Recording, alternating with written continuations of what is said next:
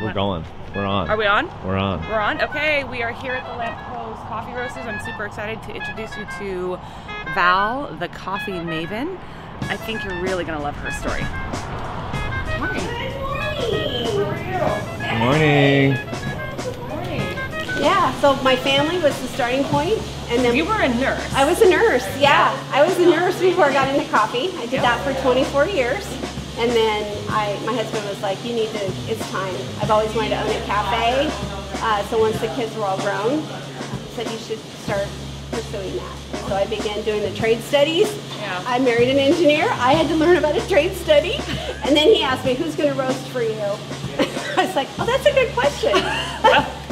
By default. Exactly, but he said, I can figure it out. And that is exactly how it got started. So we were learning business, we were learning coffee. So we started with the roasting.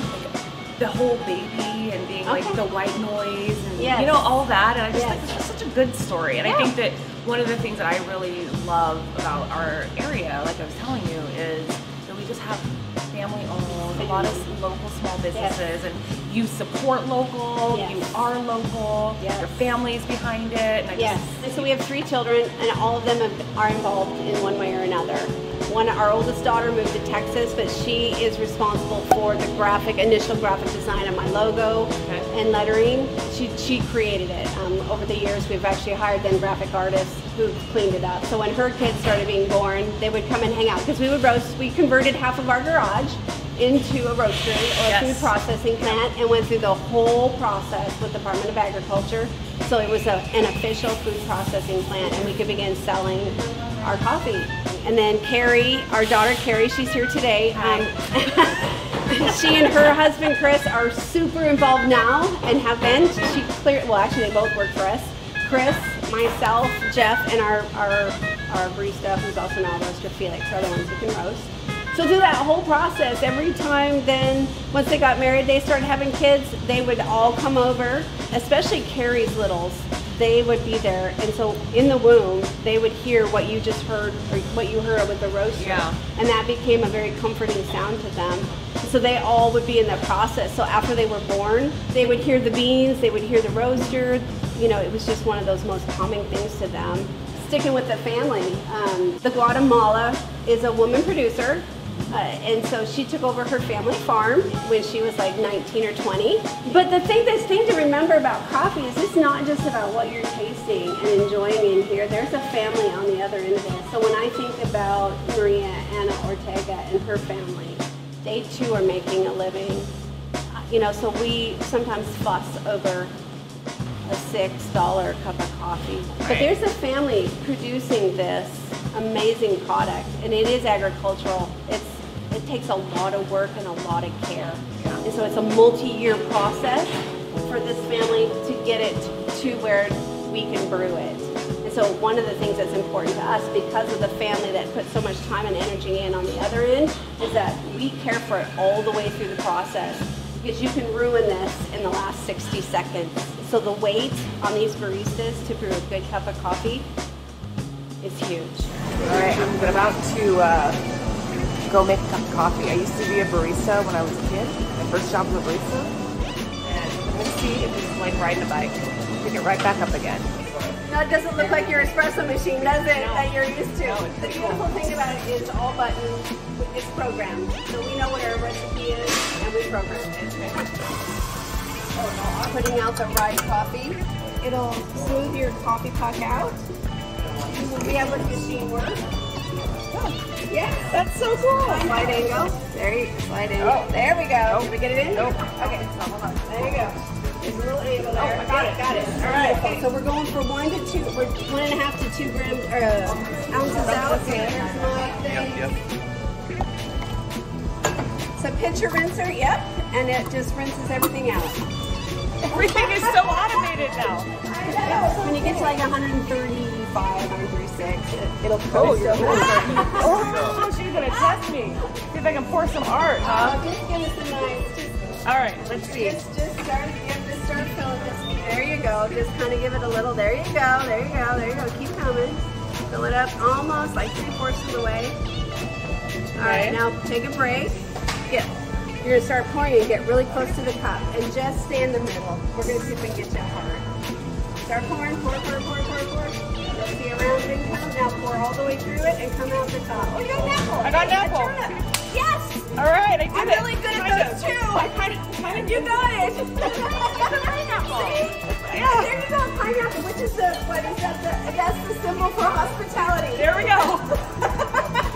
Like, it was that was fun. That's fun, isn't it? So much fun. Yeah. So this is one of our fun things is to help people talk. We're here with Coffee Master Jeff. He's going to show us the roaster today and tell us a little bit about what he's roasting. Okay, well today is a Saturday. We have a full roasting slate. We're doing 10 roasts today, pretty much all of our coffees. So we'll be roasting for behind the bar, for the espresso, and then to some of the shelves are a little light. Do an inventory and keep fresh roasted coffee. I don't know if Val said this earlier, but we only keep it for 2 weeks on the shelf. What happens after 2 weeks? After 2 weeks, we donate it to the Bonney Lake WA. So, and then if it's back here for more than 2 weeks, we just dump it, and these bags here are just leftover coffee that people can put in their coffee. When I roast, it is pulling warm air through, so there's some warm air heating it, so it's like a convection oven as well as the heat coming up. And it's exhausting out the large fan there. If you're outside when we start roasting, you'll smell the roasting process. I don't go real dark, so you won't smell an acrid smoke. It smells like a Eggo waffle bean. So when you do a roast, you only can do obviously one flavor at a time. Yeah, one at a time. So about how much can you get for one roast? So I can get up to 7 pounds. I start with the smaller roast when there's not as much heat momentum in the machine. So like I'll do a couple 2-pound batches today, a few 4-pound batches, and 7-pound batches. That's cool. So I understand you're a software engineer. I am. I'm a software engineer. So did you have anything to do with the design and the software? No, I played with some stuff early on, but this is a commercial software that we purchased. We pay a monthly fee on. And the nice thing about it is everything's on the cloud. I can bring up Felix roast on Wednesdays. I roast on Saturdays.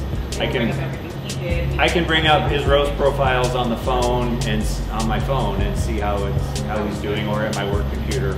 And then it also tracks my inventory, so I know exactly how much inventory I have. And when a bag gets empty, like you see these, it'll notify me, and I'll go get it on the So I made the financial decision to move to this because we've been doing more tactile, more manual tracking. But when I heard, I actually sat through a little class or a seminar on it, and I'm like, this is like accounting for roasting. And why would you stick with, only spreadsheets when you have commercial products that will need it? Right, ready? Yep. Go. Now these beans look pretty dark. It is a decaf. So like I said, it's really tough on the bean to decaffeinate them. So other than our Deep Magic, which is our kind of French roast. But you can imagine the smaller space when we talked about the babies. When they were being born at very common house, and they would hear this, feel the heat. So I want to know more about this cupping that you're doing. So the cupping we do is typically for two reasons. One, for our quality control. Yep. So like we're comparing, one adjustment got missed on one of these, so we're comparing side by side. So it's like our quality control. Okay. Will I be willing to sell the one that maybe something wasn't quite right? Okay. The other thing we do is like we're tasting new coffee. And so that's the other thing we'll do is we'll taste the new coffee, again trying to decide the profile, what flavor profile we like. But we love to open up to the public, and through all of COVID we've not been able to do that because of the process. We didn't have the space to give everybody their own set of hot water. We just don't have the space for that. The traditional cupping protocol is to we share cups and you dip in hot water. Like a spoon? With a hot spoon, Okay. yeah, so everything's hot. Everything's hot, it's over 200 degrees. Everything's hot. Well, by the time we start tasting, it's cooled off enough to be able to not burn your tongue. Right. But with COVID, it's been important that we not do that. Right. But again, keeping people's safety in mind, we enjoy having people come and help us. We've sometimes tasted 2 and 3 brand new coffees, and we've had people come and help us choose the next offering. So do you give, is it just people, random people Random come in, or people. do you, okay, Yeah. cool. So Yeah. like whoever just comes in in the Yeah. morning, oh, voila, Well, you went to, when I first met my husband, I didn't drink, like, I think I kind of told you Yes. the story. Yes. I didn't drink black coffee. I only drank, like, it was a triple tall almond milk vanilla latte. That was my drink, with extra foam. I like, Yes. I like lots of foam. Yes. And he was like, that's not coffee, that's dessert. And I was like, well, I guess you're right. It's kind of sweet, right? And he got me into just drinking more coffee. And so the way I look at it is coffee's kind of like wine tasting. It is. It's very much like wine tasting. Very much. You take a sip and it's like, what's that top note? Okay, and then how's it going to go down? And then what's the lingering note? What's the lingering note? Yep. How heavy does it feel in your mouth? Because that indicates body. Is it juicy? Does it make your mouth water? Because that's really in the coffee industry what we call acidity. It's not about the stomach acid. It's about what's happening in your mouth. The acidity of it. My favorite day is to get up and drink like a Brazil and then move to Colombia and then have a really bright fruity one in the afternoon. And I've discovered if I'm going to have a bright fruity one, I like it iced. So I'll brew what we call the Japanese flash brew. It's a pour over method right onto a bed of ice. Okay. And so again, I can keep it black and still taste the taste notes of the coffee. So we just met with Valerie King and her husband Jeff, the owners of Lamppost Coffee right here in Bonney Lake. There were so many things I learned today that I did not know. Being a true coffee lover and also being a wine lover, there are so many similarities, so I hope you caught those too.